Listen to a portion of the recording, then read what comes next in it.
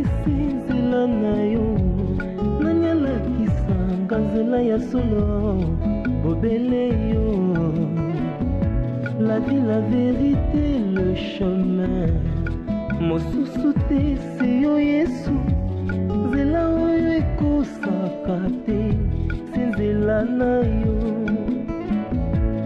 bayebatalelaka yo bayokisa masoni te papa ya borfelin bana bitike mosungi ya baveuve mobikisi oyo asekola ngai liboso ya banguna na nga alongolanga na maboko ya bayini banga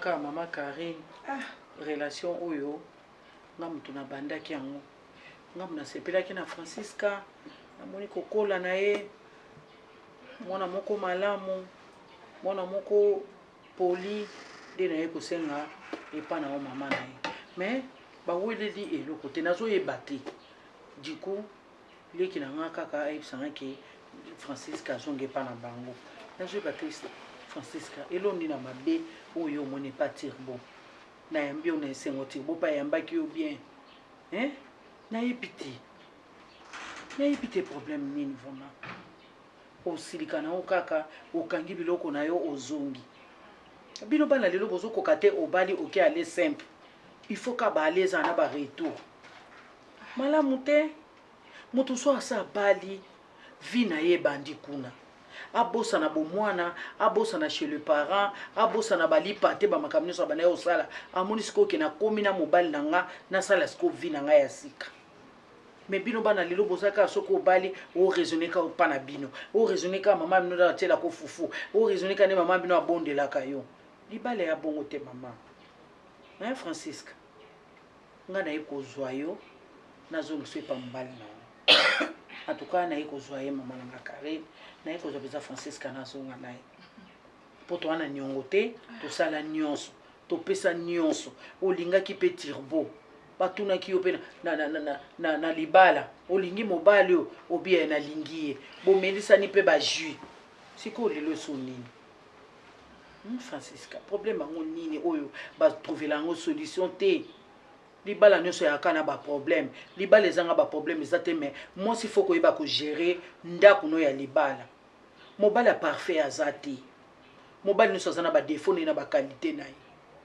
siko kita toi moi si ya ko yeba ko gérer ba défaut ya mobali nao o aza humain azaka na ba défaut ko zanga ngote ka nzambe mutu akoma ka mutu akoma ne nzambe te on Francisca na linga ko mingi tirbo pa linga ka o mingi so ko zo valise na o s'il te plaît to zonga na keti kuna ndaku na puisque otikile ki na ngana mawa Maman top c'est ça maman aussi ça nous alo bébé ya koloba acte osali penza acte ya malamu zalaka bongo mwasi obobali soko moni azali te kutu mwasi akoki kokima normalement epa na ngai te il faut akima nde pa na yo po kuna bosi bobala ki mais lokola komi yo aza monoko ya koloba aloba Francisca expliquez maman top problème ngam na koloba na place na hotel okanye na mwasi baboya raso mobali pona infidélité te pona infidélité baboya na bango so mobali te so boya mobali no pona infidélité osali perte poso kolongwe wana yo okota ekoma nango tomesana eya ndenge ya mibali problème nini komo wana ngai nini yango osala biso boye betisa biso bakaki ebeta kaki ezobeta mbula eza te Maman top en tout cas nakoki nier te la façon dont oyelaki biso proposition la façon dont makambo nyonso elekaki la façon dont boyambaki ngai en tout cas ozwaki nga lokola mwana mais likambo eleki na ndako ya turbo ngai en tout cas ngai nazwaki déjà décision na ngai même koya awa na expliquer maman makambo nyonso elekaki po likambo yo lobi ke eza tanso likambo moi si likambo soki ani eza likambo moi si te makambo eleki kuna eza pona ngai eza très grave. Très grave. Eza très grave yango nazwaki vraiment tant nanga réflexion yango nazwaki décision ya kokite ndako ya frère na yo. Problème eza nini? Maman o aboti Daily nga na obenge maman parce que papa langa papa JR abotana mama ya Daily mwana ki e Daily.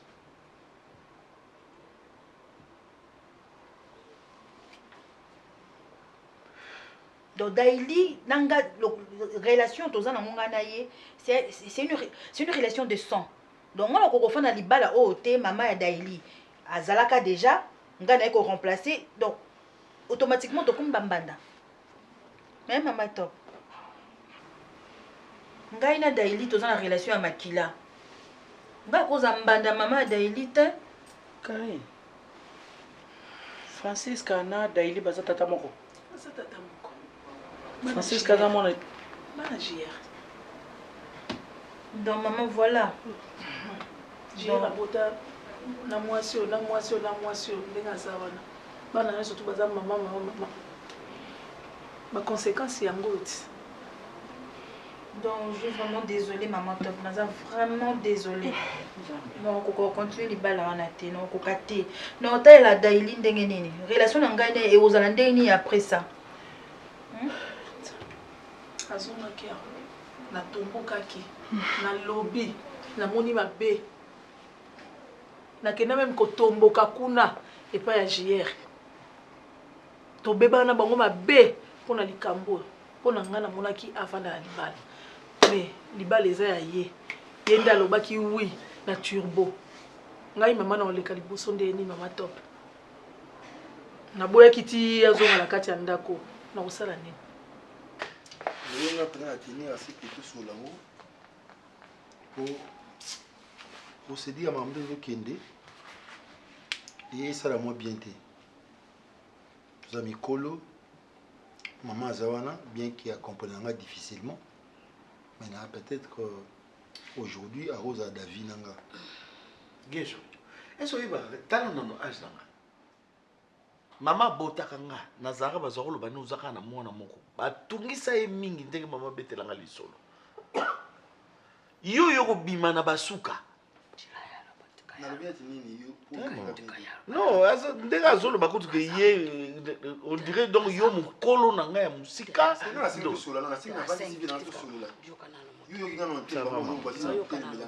te loba mama lobi loba obi adage moi le bras en français.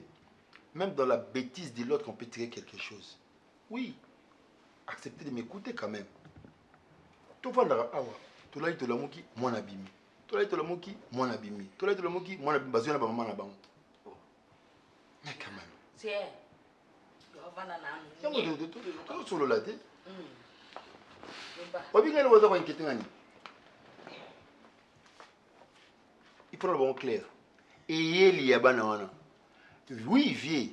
Alaki piaka akimi, tango achibazemi akimi. Maintenant on vit aux yeux. Ora yomoko par conscience obi bon, na kende koluka ba mama ya bana nanga parce que na chaka bo bazemi na reconnaître que bana wana. Yo reconnaître yo sali ngote. Mais ce que tala eyeli ba oya.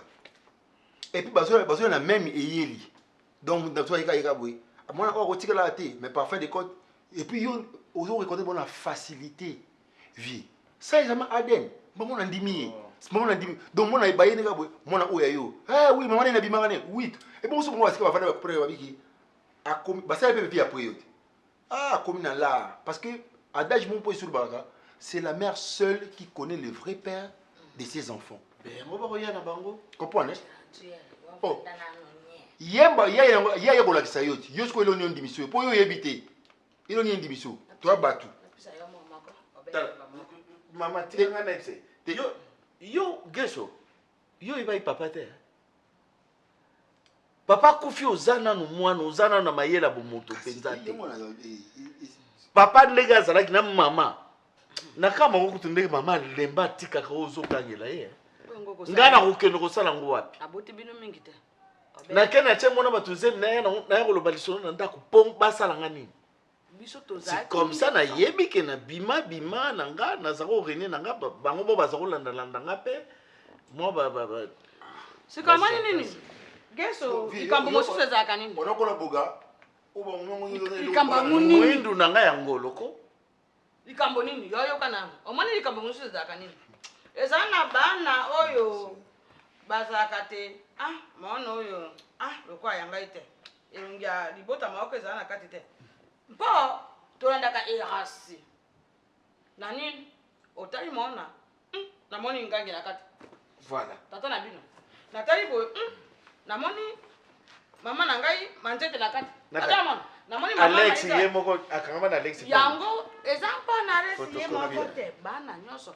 omoni te na ntina moko ya kosala edene eza te kasi mona oyo omoni elongeza loko akopike yango wana bakendaka na edene bien sûr olobi mabe te bana nyonso yo moko mpoza akosia te bana wana baza ya bino moto te ebongi kosola nde na ye lokola bana bamonani bongo yo mpe luka na mosi moko oyo okovana mpo ozokoma nde mokolo bien sûr obota na yo sanse nzambe asala te obota kasi kobota yango ezali ya mabe mpo bana mitano bamama mitano bana mine bamama mine eyeli etikeli yango nde eza nayebi te to mpe yango amoni natunaka ye te bana mosusu baza te oyo obimabimaka na bango lokwa yo ozalaka moyindo yango bana mosusu baza te alobi mpe makambo ya sala so otuni vie boye soki baza te mais jour yo nani onga tel nayebi bani bapesi na facilité boye bani bana na facilité est-ce que bani bana na facilité bongo oda teleka boye kasi ba oyo baye bana na yo oza na doute ya bana oyo baza pe makila na yo doute eza te nga wana makila na nga na wana bango te nabiki tondimi bango nde na facilité sans examen ya ADN ata yo mo sika basa ba examen ya ADN mbongo boni eza na bon faire ça bon wana eza na na tina $2000 ke ndombe bapisa na yo 2000 wana te okoya kobebisa na bana mitema bakoyo koma na doute nasi mama nazali leloko te gesho geso ngai na toko ekambo wana héritage na eza na complication na nini okwambwe héritage ntina na ye eza wana te bana jo tiaka bana boye mpona héritage yo nini elakisaka te ya kokufa mpo yo otikana na héritage wana est-ce que bina tika na héritage yo likambo héritage ekoma est-ce que nga na bige ngai na boya kende na eloko wana na sina lelo mettre pe na changer yango te eza clair eyebana nde tozala na vie boye mama okufa liboso yo okufi na nsima nga nakufa na moto asukaka na famille sikoyo nakokufa moto asuka na famille elingi oloba nini menga mna ogere bana nyonso baotikala yo kozele bango baza bana mike papa na bango kaka to biloko oyo ya ngai nyonso yo kogere na bana biloko na yo te héritage eza compliqué héritage na yo mapango na yo yosombi na mbongo na ye moto atangisaki yo kasi yango wana jo wela kobe héritage oza moto mabe sumo yo ndo oza boye otikala libia na mokili otikala libanga na mokili te yo nde libanga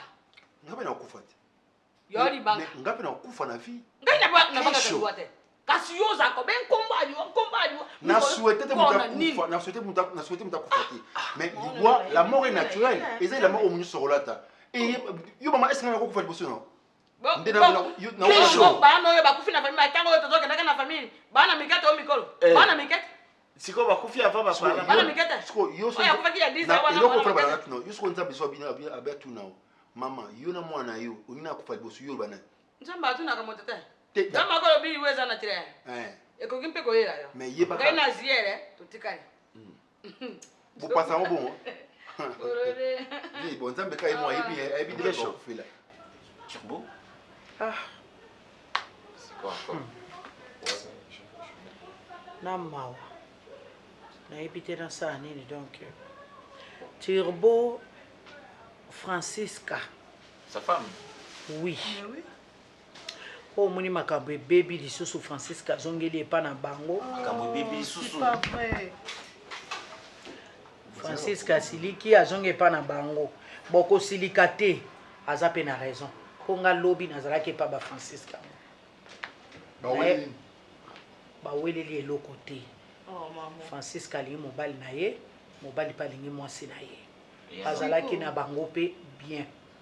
Eloko eye kaka circuit oyo eye kosala ke Francisca aboya libala po soki avandi kaka na libala wana ekozala catastrophe. Maman, mais parle. Bana oyo Bellevue ayaka na bango libala. Mwana na ye ya liboso wana. Mwana na ye ya Francisca te. Mwana na ye ya liboso wana Daili. Okay. Na Francisca baza tata moko. Punaise. Comment on a comprendre. C'est-à-dire Francisca oui. Et Daili ont un même père biologique. Oh. Voilà. Francisca a toujours été là. Aïba papa n'était. Ayebi papa na ye aluki tata na ye tango akomi prêtre akobala akendaki koluka tata na ye ti tata na ye ayaki ti tozopesa mbongo ya libala ya Francisca papa na ye azalaki wana. Sans que biso toyeba ke papa oyo ye mpe nde moto abotisa Bellevue toyebi te. Et maintenant c'est quoi la bifurcation, c'est kasi ye Daili ye pas azovanda ye pas ya tirbot. La bifurcation, c'est mais la bifurcation, c'est-à-dire quoi? Mais pas lisolo ezokende malamu odistrait Daili c'est bifurcation. Bifurcation. C'est ce qui veut dire. Mais c'est pas le plus important. On est là, d'accord. Daili Tu es allé à l'école mais tu n'as pas étudié. Allons-y. Nani Francisca babali akepa mobali na eti Daili pe aye soki pe aye kotala tata ne soki pe avanda kaka mwa makama ondenge lekaki esali ke bayebana soki pe ayaki wana soki pe Daili yango abetaki nde tour soki pe lisolo nde mutu ebetami na kati wana mwa eloko moko ezolekela nga na likolo wana. Donc il y a eu un point d'intercession mathématiquement parlant. Papa likambo nini na Maman, donc selon maman, Daili, maman. le père de Daili, Francisca, ça on appelle ça le point d'intercession. Du Papa coup, elles sont sœurs. Maman. Maman, you can go d'accord. Ah, du coup, Daili et Francisca, elles sont sœurs. Yes, c'est oncle Lobini. Donc elles ont su. Aza akolobanini. Maman. Francisca Monique, soki avai na ndaka libala eza lokola akomi mbanda ya mama ya petite sœur na ye oyo baza même sang. Donc conscience na ye moko ezoyebisa ke ezokondane ke okufa na libala. Voilà. Et bon, nous bon dire ça peut être monté de toutes pièces. Nga nazalaki lobe pa ba Francisca. Maman oui, maman na ye Karine pala. Nga na tuni ye. Maman Karine. Mwana oyo aza mwana JR abi oui.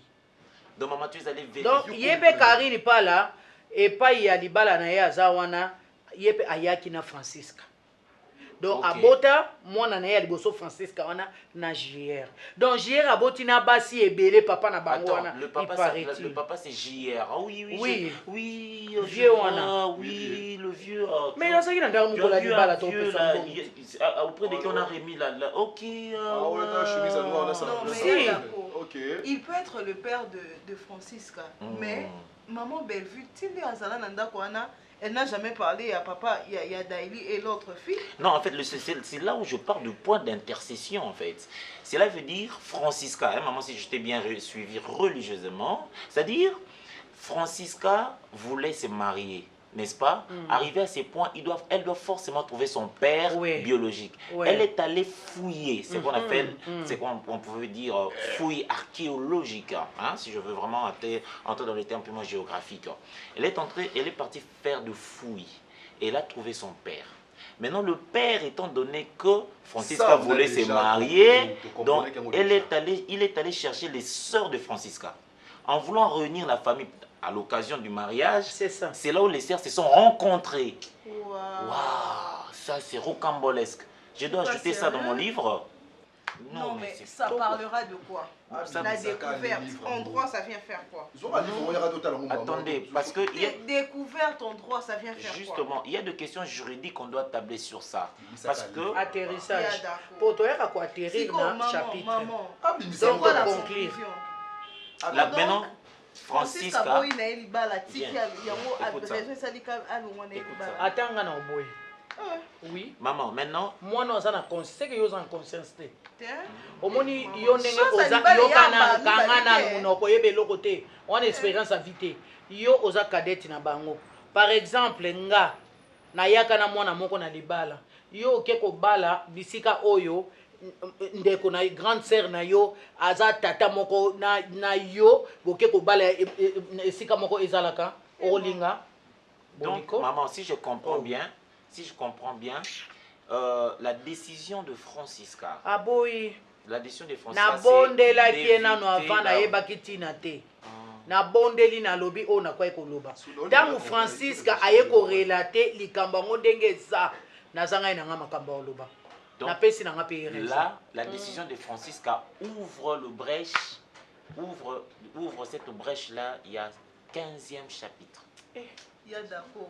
C'est pas bien ce que tu fais. Je me pose la question de savoir la fin et le raisonnement dans ce qui est la base solide ou pas. Voilà un passe où on a mis côté-ci. Et la solution T. Après tout ce qui s'est passé, je ne pense pas que Bellevue à Kokiko accordé retourne vers moi. C'est impossible, je l'ai humilié, je l'ai abandonné, je l'ai négligé. C'est comme si quelqu'un a craché sur son amour. Et ça ne me donne même pas le courage de revenir vers elle. Francesca est partie après la comprenant qui était menée au comprendre. Elle a eu comme l'impression yako sakapari na eloko mo ezaki ya moto mosusu et aza leste. Mais après je ne vois pas en quoi mariage civil ezaki mabe comme abandonné correctement. Comme elle avait l'habitude de dire, ce n'est pas l'argent qui me manquait, mais c'est souci na eza biloko, souci na biloko, ata so souci na biloko. Mais yo mobali tant que nous bana moi s'il faut yebaka. Dans un bon d'office na bali moi sur comme yabiso. Je me suis laissé entendre babilo komoko et comme ça kinga motema makasi, j'avais eu comme l'impression que c'est le bien qu'elle voulait, mais je sais que Bellevue m'a vraiment aimé de tout son cœur. C'est pourquoi Papa Thiobo balobara que ne quitte pas celui qui t'aime pour celui qui te plaît. Car celui qui te plaît te quittera aussi pour celui qui l'aime. Yaya Tiazaki ko senga likama mariage civil. C'est vrai. Moi je savais qu'elle avait raison. C'était pour que Azala sécurisé. Alors que Azaki n'a raison. Maintenant, je ne sais plus quoi faire. Est-ce qu'il faut s'attendre à ce que Francesca Ozonga, non, Bellevue a bondi, non. Voilà comment est-ce que tout se retrouve en Akataba pétrin parfois dans la vie parce qu'on veut trop dire. Yaya Loba qui l'est, Yaya Loba qui kingali noko papa lobi, ba ozu bloc moroti na mutema alors que vous en avez raison. Et puis, tu voulais trop gagner, finalement tu as tout perdu. Quel dilemme. Ouais, là on a volé le tonton Thiobo. Na début tant Yabé Lazare qui insisté dans le mariage civil. C'est vrai, bisounon se te condamner qui est. Bisounon se zéro condamné. Tous on a peut-être qu'elle était à côté de la plaque. Mais voilà qu'elle avait raison. Elle avait raison.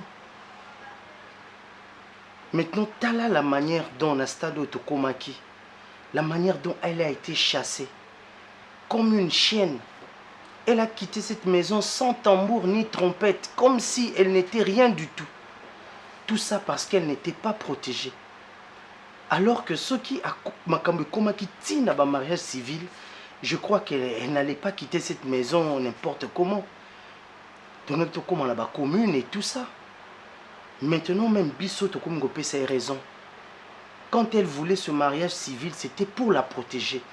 Elle avait parfaitement raison. Mais faire marche en arrière, na euro, je ne crois pas. Je ne crois pas. Les gens lui ont prêté des intentions, comme quoi peut-être qu'elle était matérialiste, elle souhaitait peut-être ta mort au Koufa pour Katikalanamba bien. Mais maintenant, Bissoto Topé, c'est raison. Nanga Nazao condamné au départ, mais maintenant je suis revenu à la raison. Voilà. Je ne sais pas ce que je peux te dire. Finalement, c'est ma propre vie que j'ai mis dans une situation tellement critique. Je ne sais plus quoi faire. Ngeko, tu sali déjà famille. Tu sali famille, ou Ménabiso. Mais il faut comprendre le sens, il y a espionnage dans la famille. Au sali constant, il y a ma camouflage dans la famille. Ndenge basi mo bazo bima bazo ya kayakana babana na bona famille na biso.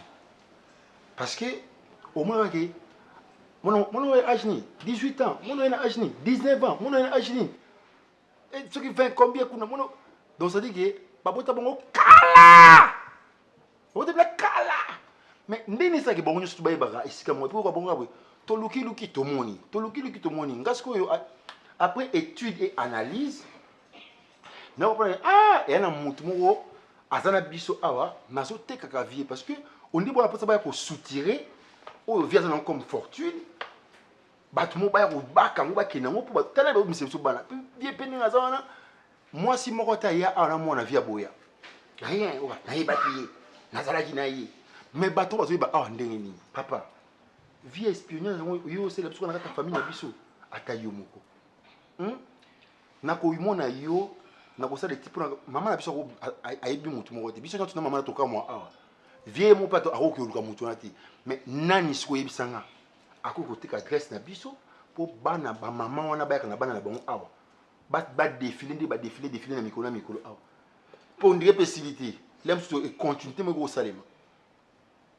ndegolanga donc ni bazio boko na kata famille donc yo c'est pelaté vraiment o c'est pelaté ndegolanga est-ce que nous allons y ba que ça na venir yim to nga pelingo na non non loba autre na question to ozo affirmer on va singa poto sola te nga ngapela bi eta question to eza une affirmation nous allons venir alors donc c'est une affirmation continue faut y ba ko réfléchir bien comment je suppose au réfléchir ça autrement et ben non ndenge nini papa gère oyo azulinga sokoli ngai na sala ozo po ozo lobana et ben non ndenge kasi te yobi te que na vie batu ba trahissera biso za ba auto zo ba comme ba ami ennemi de la vie kazani ennemi na tchie musika mais jomo ba komi ami ce sont ces amis là qui se transforment en traîtres.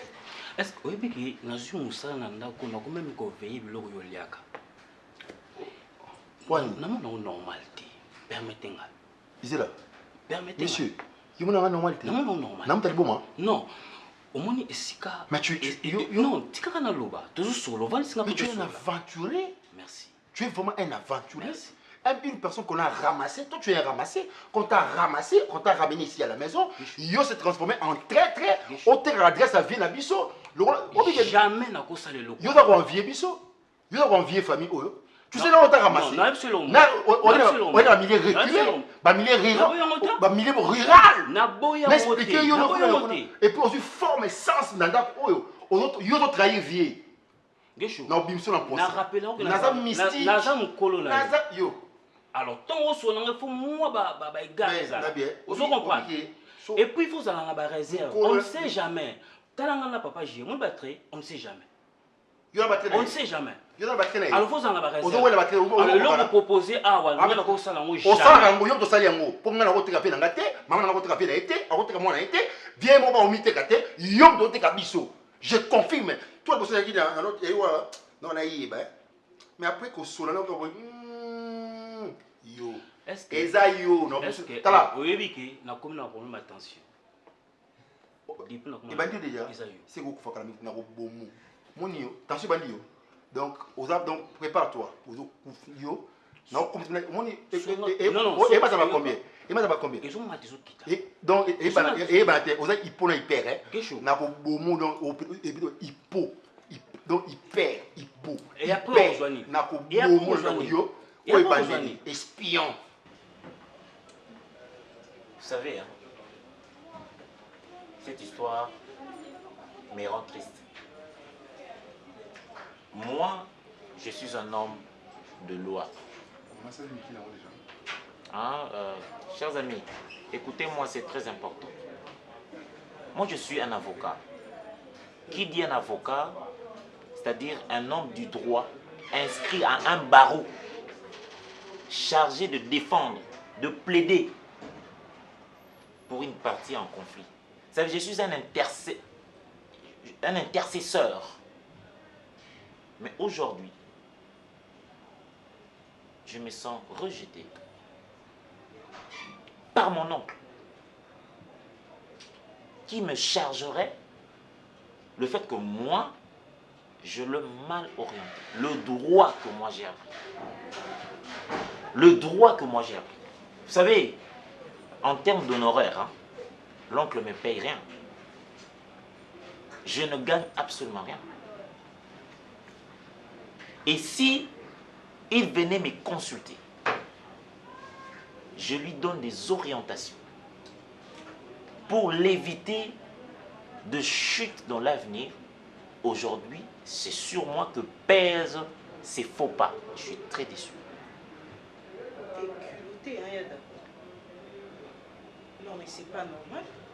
Ah bon? Donc, jusque-là, consciemment, tu ne te reproches de rien. C'est ça. Après avoir orienté un client. Yadako. Non, mais franchement, moi, je peux comprendre hein, que tu n'aies pas cette intelligence-là du droit et tout. Tu parles de l'intelligence du droit? Oui. Mais quand même, en tant que personne, en tant qu'être humain, avec des valeurs, c'est que tu as fait là. Oui, c'est que tu as fait là. Toi-même, tu ne te reproches de rien, franchement. Écoutez. Donc, toi, tu trouves normal le fait, soi-disant, hein, que tu es avocat, voilà, tu as étudié, tu as tout ce que tu as. Non, mais parce que moi, aujourd'hui, je n'y crois plus. Soit tu as mal assimilé ta matière, soit tu nous as trompés, soit Ezaki Bondoki. Parce que là, c'est pas normal. Tu touches à la sorcellerie? Bah oui, parce que je ne trouve pas d'explication à ça. Il y a d'accord. En tout cas, ta vie en ce moment, c'est une catastrophe. Et ta catastrophe est en train de, voilà, d'infecter tout le monde autour de toi. Maman m'a raconté. Tu as reçu 2 clientes qui se sont plaintes par rapport à ça. Et il y a l'oncle. Aujourd'hui, si le mariage de l'oncle avec maman Bellevue, c'est vraiment achevé, c'est à cause de toi. Bah oui. Bah oui. Et jusque-là, tu n'arrêtes pas ta comédie et tu veux maintenant nous berner, nous, en faisant celui qui est touché. Mais tu mérites ça, Yadako. Sérieusement, tu mérites ça. Attends, tu parles de ton femme, hein? Je veux que tu écoutes la réflexion d'un homme. Oui, oui, Ronel. Kenny, tu viens de me, hein? Tu viens de me mordre dans le cœur. Hein? Tu viens de me mordre. On essaie un peu de se comprendre parce que jusque-là, j'ai comme l'impression. Je suis choqué, hein, en t'entendant parler. Hein. Non, mais moi, je veux que tu sois choqué pour changer. Tu dois changer. Oui, bah, j'ai Marambo. En réalité, c'est parce que je suis tout simplement. Nous sommes et je pense que ces gens-là... Attends. Bah, ça n'a pas aucun qui m'a été parce que celui personnellement, c'est qui m'a dit que tomber dans mon Ronel. Je vais te prendre là. Ouais, porter vraiment plainte et tu te retrouves en prison. Parce que il faut comprendre que bah genre ya Marambo yo ça là ba côté là ngolé. Tu mérites la prison? Ah bon? C'est que tu fais. Il y a d'accord. Peut-être il y a quoi mais c'est moi qui est ton petit frère en fait. Un bon français, on parle de jeune frère. Il y a frère. Toi aussi. Un bon français, on parle de jeune frère. C'est évolué. Hein. Vas-y. Hein? Nati quand te baloba moi banda banda ko lo français awa banda banda ko lo yoka te yepo tanga ta classe a lokuta yo tanga ta te Eh Molo, hein, je n'ai pas fait des fausses études. OK? Je n'ai pas fait des fausses études. Parlez, mais restez dans la tranche. Non, tiki lo ba. Soit na tiki na telemi na ke. Ça parle français alors. Il est d'accord. Oui. Il y a des gens qui ont aussi sa classe, ils ont qui dans l'université. Pourquoi tu auras collation na yote? Au prétara serment colonel. Je réponds directement et je passe. Je n'ai pas Je ne pas du début jusqu'à la fin. C'est un mensonge dans mensonge. C'est quoi le mensonge? Naï personnellement, n'a s'est renseigné. Et pas d'avocat, et belé. Ils t'ont dit quoi? Concernant le mariage civil, au Yobo Yara matin, midi, soir. Ce sont mes collègues. Ça peut raison, mon valable. L'icolo y a une explication non sur ça rabi son matin, midi, soir, rawa, na banda kwa. On a s'est renseigné et ça le quota du début jusqu'à la fin. On a besoin de comprendre qu'au fondé Marambo yo fonda on les a rapport nani au trafiquer biso et ça rapport nani pour tout le monde qui nous a l'homme le plus intelligent du monde. Tout le monde a yo que aux nini parce que bino bat botengi ba classe on en réalité il faut comprendre que mariage civil dans la vie des couples est trop important. Et ça m'a bête. Ça protège la femme. C'est quand et à quel moment ils ont comme danger. Naza penza na besoin na yeba. C'est en quel moment. Lorsque au pourri net biso onka ini biso pourquoi. Mais tu as trois questions que tu laisses. Réponse na yo et vous allez lokuta. C'est ça. Je te parle de la vie de star hein. Tu es une star? Je te parle de la vie de star aux États-Unis. Toi tu es une star. Attends, je te parle de la vie de star aux États-Unis. Très souvent ce sont les femmes qui le font. Elle s'est mariée avec un homme riche. Après avoir signé les documents auprès de l'officier de l'état civil, il y a cassure et on partage le patrimoine. Écoutez, aujourd'hui, vous dites que moi je suis un menteur. Vous dites qu'aujourd'hui, moi je suis un imposteur. Aujourd'hui, vous me traitez de ces briseurs de couple et tout le reste. Kenny, regarde-moi droit dans les yeux. Dieu va faire grâce que tu vas rencontrer un homme demain. Tu viendras me consulter. Là, mais pasteur. Non, je suis pas dans cette Demain, tu viendras me consulter. Demain, tu viendras me consulter sur cette affaire de mariage civil. Mais je te dis, Sissi, regarde-moi ma petite soeur. Si, et seulement si, tu souhaites aller au mariage civil avec un homme, il faut que financièrement, cet homme soit beaucoup plus costaud que toi. Toi, je te dis. Il y a d'accord, pardon. Mais bon, il y a aujourd'hui,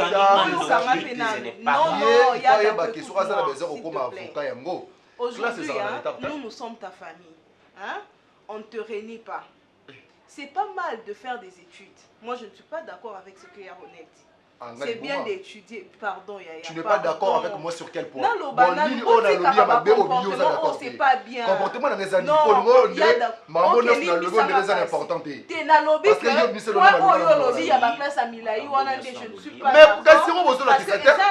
Comment expliquer? Mais défendre ba étude na opé comme il se doit. Tout ça la droit ils ont ma bête. Au ça la droit, au ça la médecine, tout ce que tu veux. Mais tanga comme il se doit. Et pour que à la fin, Moussala wana et ça la paix valoriser au salango bien au sur la population. Moi j'ai mal conseillé mes clients. Il y a d'accord, tu le sais mieux que personne. Et au fond de toi, tu peux nous tromper, mais ta conscience, toi-même face à ta conscience. En tout cas, tu sais que tu as fauché. Attends. Tu sais que tu as vraiment fauché. Zonga classe. Toi, même le one love de l'anglais, tu verras comment bien faire les choses. Merci, j'ai saisi ce que vous avez dit. Mais écoutez, ça, juridiquement, c'est un procès d'intention. Je prends ça et ça ouvre le 19e chapitre de mon livre. Écoute, c'est tout ce que tu as fait en toi. Ça ouvre le 19e parce chapitre que explique-moi procès d'intention. Non. Il y a expliqué procès d'intention. Non,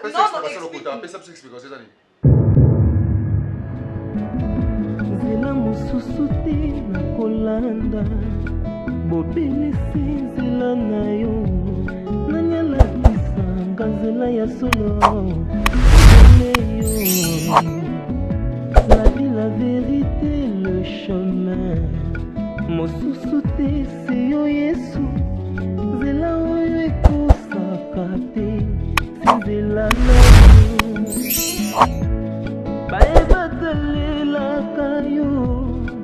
bayokisa masoni te papa ya borphelin bana bitike mosili ya bave